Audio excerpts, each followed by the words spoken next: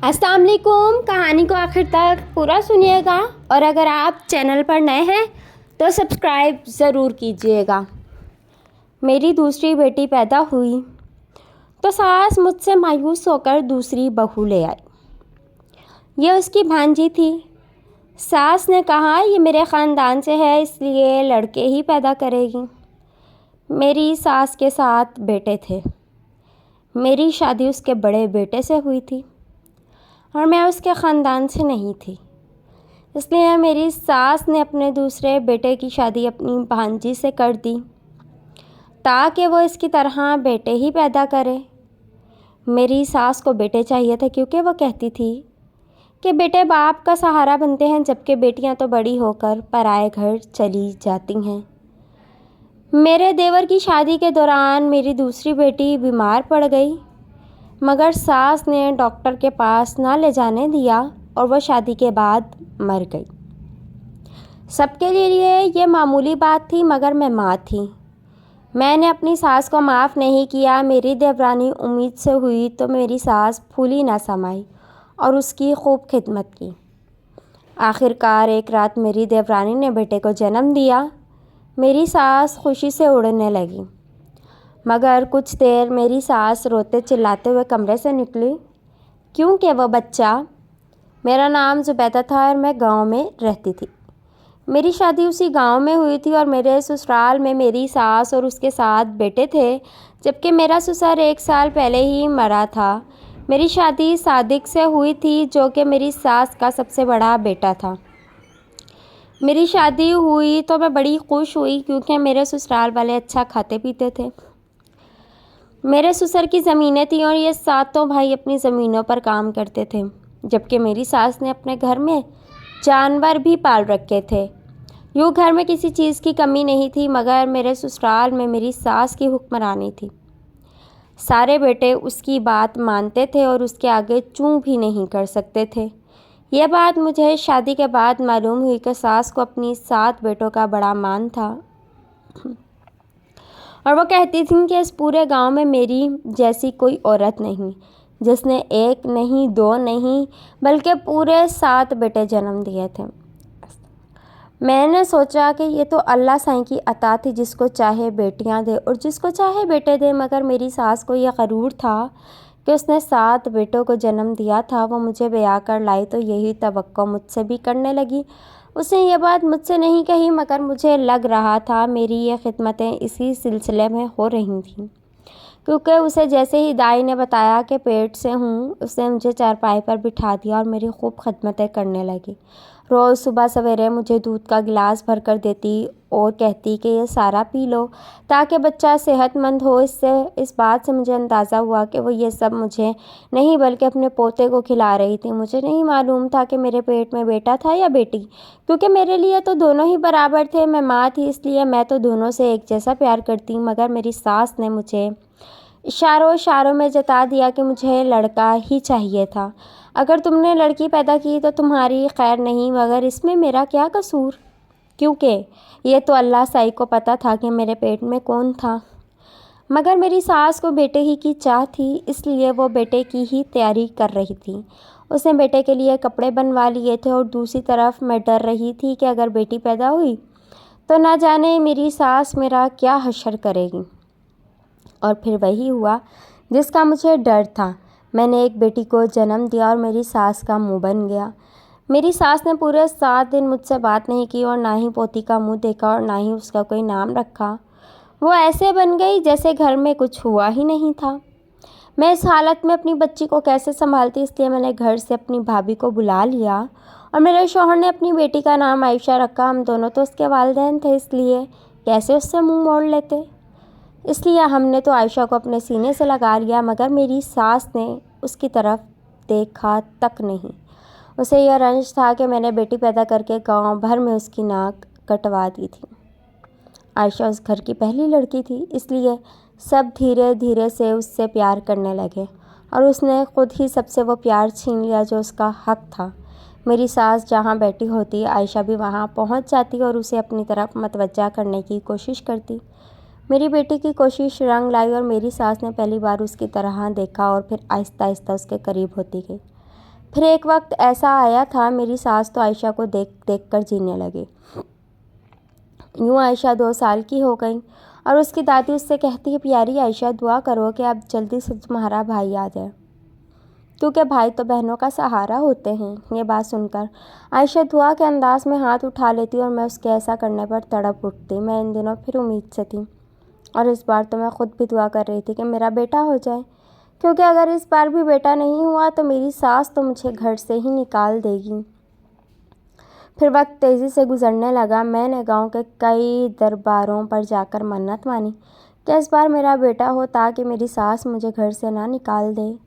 لیکن اس رات جب میں نے دوسری بیٹی کو جنم دیا تو مجھے یقین ہو گیا کہ اب مجھے گھر سے نکال دیا جائے گا، اور وہی ہوا۔ میری ساس نے میری بیٹی کا خیال تک نہیں کیا اور مجھے میکے بھیج دیا، اور پھر مجھے لینے تک نہیں آئی۔ یہ دیکھ کر میرے گھر والے پریشان ہو گئے اور انہوں نے میرے سسرال والوں سے بات کی۔ اگرچہ میری ساس بہت ہی بغیرت عورت تھی، مگر وہ گاؤں والوں کے دباؤ میں آ گئی اور یوں میں اپنے گھر واپس آ گئی۔ مگر میری ساس نے مجھ سے سیدھے منہ بات نہ کی۔ عائشہ نے تو اپنا آپ دادی سے منوا لیا تھا، مگر میری دوسری بیٹی کو اس نے دیکھا تک نہیں۔ وہ بیچاری سارا دن کمرے میں پڑی رہتی اور ساس مجھ سے سارا دن گھر کا کام کراتی تھی۔ ایسا لگتا تھا کہ میری ساس مجھ سے نا امید ہو گئی تھی، اس لیے تو اس نے مجھے بہو کے بجائے اس گھر کی نوکرانی سمجھنا شروع کر دیا تھا۔ میں کسی نوکرانی کی طرح سارا دن کام کاج میں لگی رہتی تھی اور تب کہیں جا کر میری ساس مجھے کھانا کھانے دیتی تھی۔ ایسے میں میری ساس مجھ سے مایوس ہونے لگی اور اس نے دوسرے بیٹے کی شادی کا سوچا۔ اس بار میری ساس نے کہا، اس بار میں اپنے خاندان کی لڑکی لے کر آؤں گی، کیونکہ یہ میرے خاندان سے ہوگی اس لیے لڑکے ہی پیدا کرے گی۔ میں جانتی تھی کہ یہ بات اس نے مجھے سنانے کے لیے کہی تھی، مگر خاموش رہی۔ اگر میری دیورانی آ کر اس گھر کو بیٹوں سے بھر دے گی تو اس بات سے مجھے بھی خوشی ہوگی۔ مجھے اللہ سائیں سے پوری امید تھی کہ وہ جلد ہی مجھے بھی ایک بیٹا دے گا، مگر تب تک میں اس کی دی ہوئی نعمتوں کی ناشکری نہیں کر سکتی تھی، اس لیے میں اپنی بیٹیوں کی پرورش اچھے انداز میں کرنے لگی۔ مگر اس بار میری دوسری بیٹی پیدا ہوئی تو وہ بہت کمزور تھی۔ میں نے اپنے شوہر سے بات کی تو اس نے کہا کہ اماں کے ساتھ کسی ڈاکٹر کے پاس چلی جاؤ، مگر ساس کے پاس ان دنوں بالکل وقت نہیں تھا۔ وہ تو نئی بہو کے گھر کے چکر لگا رہی تھی۔ میرے دیور کی شادی کی تیاریاں شروع ہو گئیں۔ گھر میں بہت سے کام تھے جو مجھے ہی کرنے تھے۔ میری ساس تو بازاروں کے چکر کاٹ رہی تھی، اس کے پاس پیسے کی کمی نہیں تھی، مگر وہ اپنے فائدے کے لیے پیسہ استعمال کرتی تھی اور یہی اس کی بری بات تھی۔ وہ انسان کو انسان ہی نہیں سمجھتی تھی۔ اس نے میری شادی پر بھی ایسا ہی کیا تھا۔ اس نے میرے ناز نخرے اٹھائے تھے، مگر جیسے ہی اسے پتہ چلا کہ میں اس کے کسی کام کی نہیں تو اس نے مجھے گھر کے ایک کونے میں پھینک دیا۔ میں دعا کر رہی تھی کہ میری دیورانی اس کے لیے فائدہ مند ثابت ہو، ورنہ مجھے امید تھی کہ وہ اسے بھی ایک کونے میں پھینک کر تیسری سے امید باندھ لے گی۔ مجھے معلوم تھا میری ساس بہت ظالم تھی، اسے کسی کا درد محسوس نہیں ہوتا تھا۔ شادی کے دوران میری بچی بیمار تھی، مگر مجھے کام کرنے تھے۔ میری ساس کو اس بات کی پرواہ بھی نہیں تھی، بلکہ وہ چاہتی تھی کہ اچھا تھا کہ میری بیٹی مر جائے۔ اسے پوتیوں سے کوئی غرض نہیں تھی، اسے تو پوتے چاہیے تھے جو اس کے بیٹوں کا سہارا بن سکیں۔ اس لیے میری ساس نے اپنے دوسرے بیٹے کی شادی اپنی بھانجی سے کر دی تھی تاکہ وہ اس کی طرح بیٹے ہی پیدا کرے۔ میری ساس کو بیٹے چاہیے تھے کیونکہ وہ کہتی تھی بیٹے باپ کا سہارا بنتے ہیں، جبکہ بیٹیاں تو بڑی ہو کر پرائے گھر چلی جاتی ہیں۔ میرے دیور کی شادی کے دوران میری دوسری بیٹی بیمار ہوئی، مگر ساس نے ڈاکٹر کے پاس نہ لے جانے دیا اور وہ شادی کے بعد مر گئی۔ سب کے لیے یہ معمولی بات تھی، مگر میں ماں تھی، میں اپنی ساس کو معاف نہیں کیا۔ میں اسے بد دعائیں دینے لگی کیونکہ اس کی غفلت سے میری بیٹی مر گئی۔ میری ساس اپنی بھانجی کو بہو بنا کر لے آئیں اور خوش تھیں، بار بار اس کی نظر اتار رہی تھیں۔ آج کل میری ساس اپنی نئی بہو کے آگے پیچھے گھومتی اور اس کی خدمتیں کرتی، کیونکہ اس نے آتے ہی اسے خوشخبری سنا دی تھی۔ میری دیورانی امید سے ہوئی تو ساس پھولی نہ سمائی اور اس کے ناز نخرے اٹھانے لگیں۔ اس گھر میں میری حیثیت ملازمات جیسی رہ گئی تھی۔ میں صبح شام ان سب کے لیے کھانا پکاتی، ان کے کپڑے دھوتی اور ان کے جھوٹے برتن دھوتی تھی۔ میں شوہر سے گلہ کرتی تو اب وہ بھی اپنی ماں کی طرفداری کرتا تھا، میں ایسے میں چپ ہو جاتی تھی۔ جب اپنا شوہر ہی ایسا تھا تو میں کسی اور سے کیا شکوہ کرتی۔ میں نے صبر کر لیا اور اللہ صحیح جانتا تھا کہ میں دوسری بیٹی کے مرنے کے بعد کس قدر اذیت سے گزر رہی تھی۔ یہ تکلیف مجھے جینے نہیں دیتی تھی۔ اگر میں اسے ڈاکٹر کے پاس وقت پر لے جاتی تو آج وہ زندہ ہوتی، مگر میں اسے کیسے ڈاکٹر کے پاس لے جاتی؟ نہ تو اس کے باپ کو اس کا خیال آیا، اور اس بیچاری کو مرتے دیکھ کر اس کی دادی کا دل بھی نہ تڑپا۔ وہ سب تو اس وقت خوش تھے، بس ایک میں تھی جو اس وقت بھی جل رہی تھی، اور اب بھی میں ہی جل رہی تھی۔ کبھی کبھی دل کرتا کہ کاش میں بھی اپنی بیٹی کے ساتھ مر جاتی تاکہ سب کی جان چھوٹ جاتی، مگر ایسے میں عائشہ کا خیال آ جاتا تھا اور میں پھر سے جینے لگتی تھی۔ اللہ سائی کے ہاں دیر تھی مگر اندھیر نہیں، اس لیے مجھے یقین تھا کہ وہ سب یہ دیکھ رہا تھا۔ وہ ضرور میری بیٹی کے قاتلوں سے بدلہ لے گا۔ وقت گزرتا گیا اور ایک رات میری دیورانی درد سے چلانے لگی۔ میری ساس نے مجھے جگایا اور کہا کہ میں دائی کو بلانے جا رہی ہوں، تم جلدی سے اس کے پاس جاؤ۔ میں اس کے پاس گئی تو وہ درد سے چلا رہی تھی۔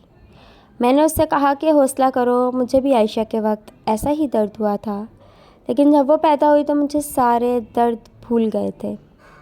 یہ سن کر میری دیورانی اپنا درد بھول گئی اور کہنے لگی، میں تمہاری طرح بیٹی کو جنم نہیں دوں گی، دیکھنا میرا بیٹا ہوگا۔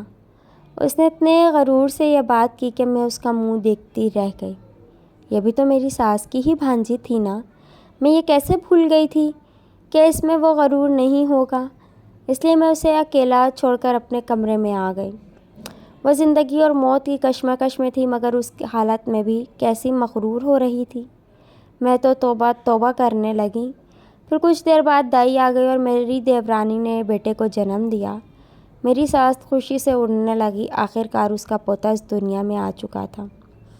اس نے سب گھر والوں کو یہ خوشخبری سنائی اور اندر کمرے میں چلی گئی، مگر کچھ دیر بعد میری ساس روتے چلاتے ہوئے کمرے سے نکلی، کیونکہ اس بچے نے دنیا میں آ کر چند سانسیں لی اور پھر مر گیا۔ میری دیورانی اور ساس بے بس انداز میں اسے دفنانے کا